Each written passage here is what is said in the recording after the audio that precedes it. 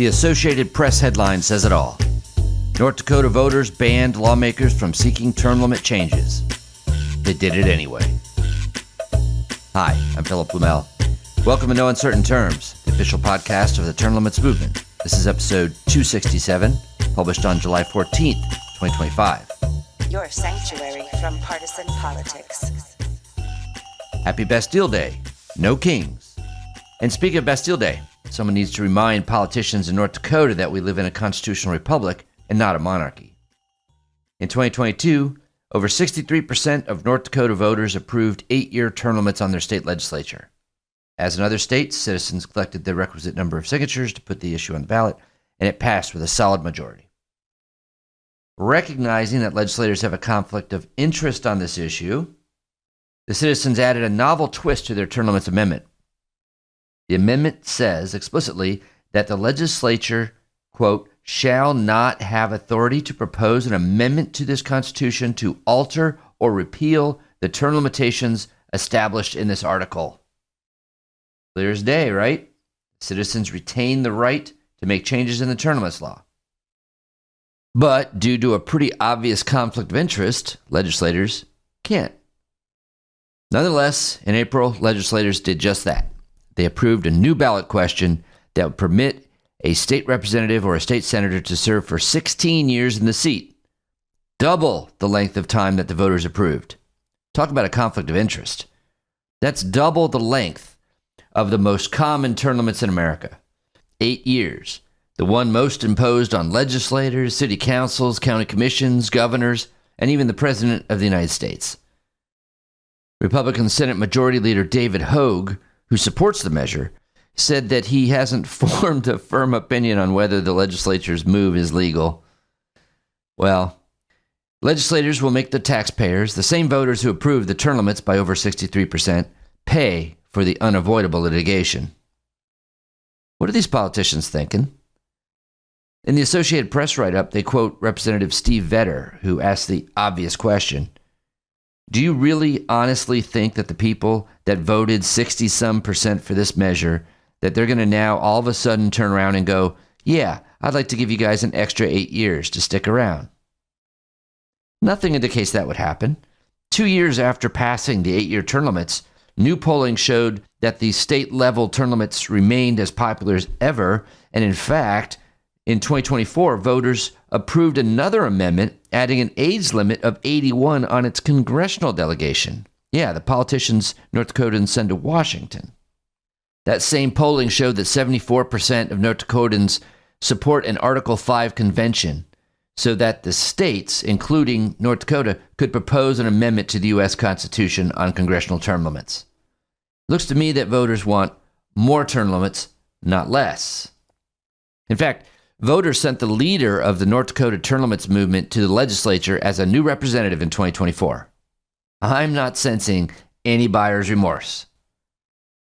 Well, if the politicians can somehow get this on the ballot, there's only one way they will get this to pass: deceptive ballot language.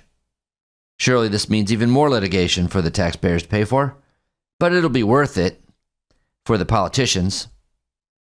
And now, a word from Jay Feely, who is running for the U.S. Congress in Arizona's 5th District. Naturally, we at U.S. Term Limits do not endorse candidates, but we can wholeheartedly endorse his position on you-know-what. For far too long, career politicians have ruled Washington, D.C. People like 85-year-old Nancy Pelosi, who's been in Congress since 1987. That's 35 years. And during her time there, she's somehow become worth $250 million on a fixed government salary. Politicians like Mitch McConnell, who've been a fixture of the swamp since 1985, making him the 10th longest-serving senator in United States history. Or Joe Biden, who was first elected to federal office in 1973. That's before I was even born. Like every career politician, they have served their own special interest over putting the American people first. They've abused their authority and wasted billions in taxpayer dollars. That's why I'm running for Congress. As a husband, a dad, and a longtime East Valley resident, I know the challenges that everyday Arizonans face. Therefore, today I'm signing the U.S. Term Limits Pledge, committing to co-sponsor and vote for a term limit amendment. We deserve leaders in Washington who are committed to serving the people rather than themselves and their special interests. Speaking of deceptive ballot language, we have good news out of Missouri. Missouri Secretary of State Denny Hoskins has signed a pledge vowing to, quote, write ballot language that accurately reflects any measure to lengthen term limits, ensuring voters are fully informed without the use of misleading terms like reducing or establishing term limits, close quote. This is a shot across the bow of Missouri legislators who want to overturn Missouri's popular 8-year term limits law, which voters approved in 1992 with over 75% of the vote. The latest attack on the law came from State Representative Peggy McGaugh, a Republican from Carroll County. She introduced legislation this year to double the term limit from 8 years per House to 16, just like in North Dakota. The bill was approved by a couple of committees but didn't make it to the floor this year. There was no Senate companion, so it's dead, but maybe next year. Now, as a constitutional amendment, overturning term limits in Missouri, as in North Dakota, would require a popular vote, not just votes by self-interested politicians. So how are they going to pull that off?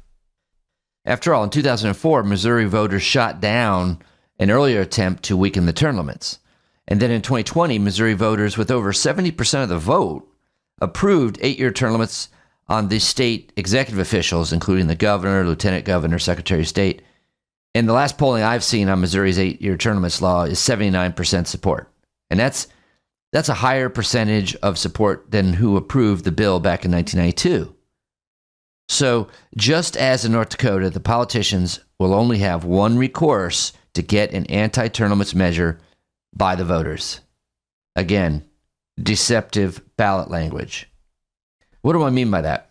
Well, often politicians will create a ballot title or ballot language that attempts to trick a pro-term limits voter into casting an anti-term limits vote. For instance, we've seen measures that have the title, in big letters, term limits for state legislators. Oh, that sounds good. But then when you read into it, you realize that the state or county or whatever already has term limits, and this measure would actually weaken them. For instance, the ballot language might say that the proposed amendment will establish 12-year term limits, without mentioning that the state already has 8-year term limits. And then the politicians go around promoting the measure with messaging like, vote yes for term limits. Get it? We've seen this work when there isn't organized opposition of the citizens to expose the scam. It's attempted all the time everywhere in the country. So this is why Secretary of State Denny Hoskins' pledge is so important. He's announcing in advance that he's not going to play any such games. The ballot language will be clear that any weakening of the term limit will be described as a weakening of the term limit. Then voters can decide if that's what they want. As term limit supporters, we're not afraid of that. Now, this announcement is not too surprising given the source. Secretary Hoskins has been a consistent champion of term limits throughout his public service career, first as a legislator and now as Missouri's top election official. In fact, while serving in Missouri General Assembly, he sponsored multiple measures to defend and strengthen term limits. Thank you very much, Secretary of State Denny Hoskins. Next, Elon Musk is so frustrated with his foray into politics that he's threatened to launch a new political party. But Florida Governor DeSantis has a better idea for him. Let's hear it. Final thing I'll say is, I've been getting asked about this idea of this Elon Musk political party. And I just want to say, I think Elon Musk has been, one of the most innovative entrepreneurs, not just in our country's history, but probably in world history. And I think he's done a lot. I think he's got a lot more left in the tank, obviously. I appreciated his efforts in the 2024 election. And I've been a big supporter of the idea of the Doge because the federal government's spending way too much money. We've adopted that in Florida, even though we have a budget surplus and are paying down debt, and we have the second lowest spending per capita of all 50 states. But yet we're still doing it in Florida because you always want to do better. But when Elon was in at Doge, there were grants that had been done that we rejected in Florida. We would call Elon. They would cancel it immediately. We sent over almost $1 billion to where they were able to recover there were DEI, there was stuff we're not doing. And so there was a lot that was done that was very, very positive. And so I think I've been a big fan of what he's done. The problem is when you do another party, especially if you're running on some of the issues that he talks about, that would end up, if he funds Senate candidates and House candidates in competitive races, that would likely end up meaning the Democrats would win all the competitive Senate and House races. And so, look, I'm a Republican. I don't want to see that happen. I think if you want to, get involved and hold accountable, we do have a problem in the Republican Party with these D.C. congressmen. They always run saying there's out of control spending and they're going to spend less, and they never do it. And so there's a gap between the campaign rhetoric and then the performance. Elon was doing DOGE, and a lot of Congress didn't want anything to do with actually adopting the DOGE cuts, just like they haven't wanted to adopt the Trump executive orders on immigration and all these other things, which I think you have to adopt in law if you want them to have staying power. So I think there is a lot of frustration with the gap between the rhetoric in their district and the performance once they get into D.C. But the way you do that is expose that in a primary and show that there's another way forward. Honestly, if you're concerned about the debt, I wouldn't even worry about that, because I don't think just electing a few better people is going to change the trajectory. We need the incentives in Washington are going to lead to these outcomes, really regardless of the outcome of elections at this point. So you need to do a balanced budget amendment to the U.S. Constitution, and you can do that through the states. You can do it through Article 5. We've got 28 states that have approved this. There's another 4 or 5 that are on the docket. Once you hit 34, then you write an amendment, and then the states are able to ratify that. You need 3/4. If Elon wanted to weigh in on that and work on those state legislatures, he would have a monumental impact on doing this. And we also need term limits for members of Congress. And so you can do both of those things. Note the governor's audience enthusiasm for the term limits amendment in particular. Think about it. The Term Limits Convention resolution has been approved by 12 states, including 3 so far in 25, after 3 approving it in 2024. With or without a big name like Elon Musk, this is happening. If Elon Musk is looking to make real reform that'll change the incentives in Washington, D.C., he can help make some history. Elon, please go to termlimits.com for more information. Next. Didn't we just do an entire episode on the momentum of the term limits movement in Pennsylvania? Yes, in our last episode. Someone needs to forward a link to U.S. Representative Dan Meuser of Pennsylvania's 9th Congressional District.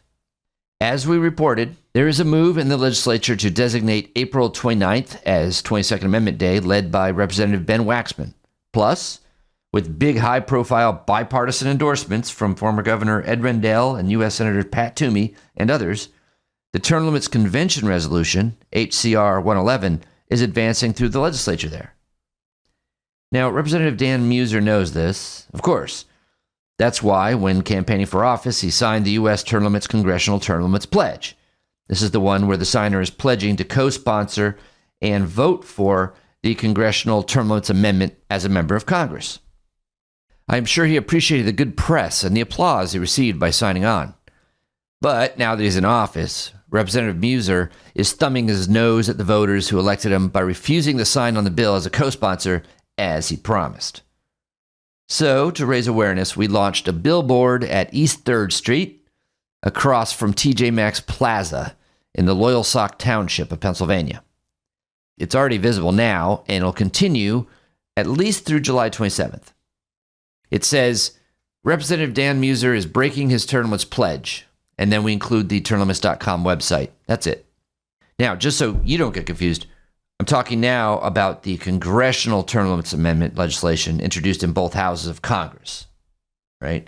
In the House, Representative Ralph Norman of South Carolina introduced House Joint Resolution 12, which has garnered support from 90 co-sponsors. In the Senate, Senator Ted Cruz of Texas introduced Senate Joint Resolution 1, backed by 18 co-sponsors. So this is distinct from the effort in the states to advance the Term Limits Convention. As you know, 12 states so far have officially called for an amendment writing convention limited to the issue of congressional term limits. These are two separate efforts that are being pursued simultaneously, but they're related in one important way. As more and more states call for the term limits convention to propose such an amendment, this puts more pressure on Congress to act itself. The bills in the U.S. Congress make sure that the table is always set for Congress to preempt the convention, which would be fine with us. In fact, history suggests that that's exactly what will happen. Without help from Representative Dan Meuser, apparently. The irony is that it is dishonest careerists like Dan Meuser that make term limits necessary. Like the show? You can help by subscribing and leaving a 5-star review on both Apple and Spotify. It's free. Thanks for joining us for another episode of No Uncertain Terms. The term limits convention bills are moving through the state legislatures. This could be a breakthrough year for the term limits movement. To check on the status of the term limits convention resolution in your state, go to termlimits.com/takeaction. There, you will see if it has been introduced and where it stands in the committee process on its way to the floor vote. If there's action to take, you'll see a Take Action button by your state. Click it. This will give you the opportunity to send a message to the most relevant legislators, urging them to support the legislation. They have to know you are watching. That's termlimits.com/takeaction. If your state has already passed the term limits convention resolution, or the bill's not been introduced in your state, you can still help. Please consider making a contribution to U.S. term limits. It is our aim to hit the reset button on the U.S. Congress, and you can help. Go to termlimits.com/donate. termlimits.com/donate. Thanks. We'll be back next week. Find us on most social media at US Term Limits. Like us on Facebook, Twitter, YouTube, Instagram, and now LinkedIn.